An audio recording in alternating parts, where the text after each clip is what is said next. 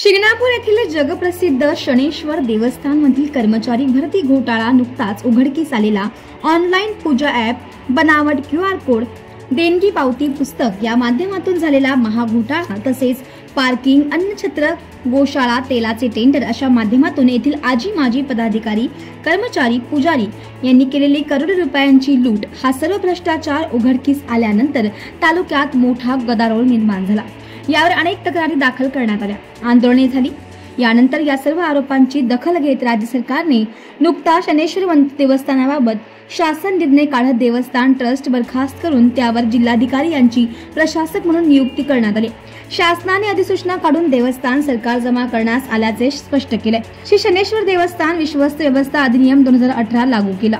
या अंतर्गत देवस्थान विश्वस्त व्यवस्था व्यवस्थापन समिती गठीत करण्यात येईल असे स्पष्ट करण्यात आले।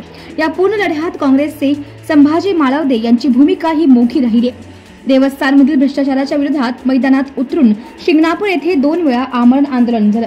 पोलीस अधीक्षक, धर्मादाय आयुक्त मंत्रालयात अनेकदा निवेदन दिली, कठोर भूमिका घेत पाठपुरावा केला, याला यश मिळाले।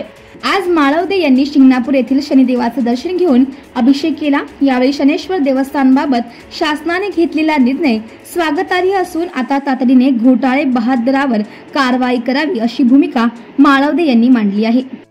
नेवासा तालुक्यातील शनी शिंगणापूर येथील शनेश्वर देवस्थानमध्ये मागील काही वर्षापासून जो प्रचंड घोटाळा झाला, प्रचंड भ्रष्टाचार, अनियमितता, गैरकारभार, यामध्ये देवस्थानमधील कर्मचारी भरती घोटाळा असेल, नुकताच उघडकीस आलेला ऑनलाईन पूजा ॲप घोटाळा असेल, बनावट QR, बनावट देणगी पावती पुस्तक हा या माध्यमातून झालेला महाघोटाळा, तसंच पार्किंग असेल, अन्नछत्र असेल, गोशाळा असेल, तेलाचे टेंडर असेल, या माध्यमातून आजी माजी पदाधिकारी, कर्मचारी यांनी जो करोडो रुपयांचा अफार केला, या विरोधात अनेक आंदोलने करण्यात आली, अनेक निवेदने देण्यात आली।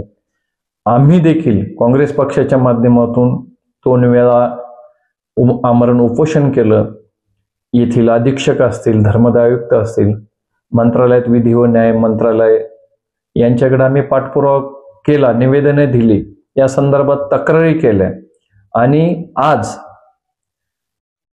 शासनाकडून GR काढण्यात आला आणि शनेश्वर देवस्थानचे ट्रस्ट बरखास्त करून या ठिकाणी जिल्हाधिकारी यांना प्रशासक म्हणून नियुक्त करण्यात आलं।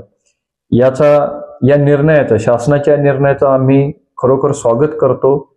हा निर्णय म्हणजे रामबाण उपाय असेल, परंतु जो घोटाळा झालेला आहे, पदाधिकारी, विश्वस्त, कर्मचारी यांनी जो घोटाळा केलेला आहे विविध याच्या माध्यमातून, याची देखील तातडीनं यावर कारवाई होणं गरजेचं आहे। या भ्रष्टाचारी लोकांवर कारवाई होणं गरजेचं, अशी देखील मी मागणी करत आहोत। जय शनिदेव।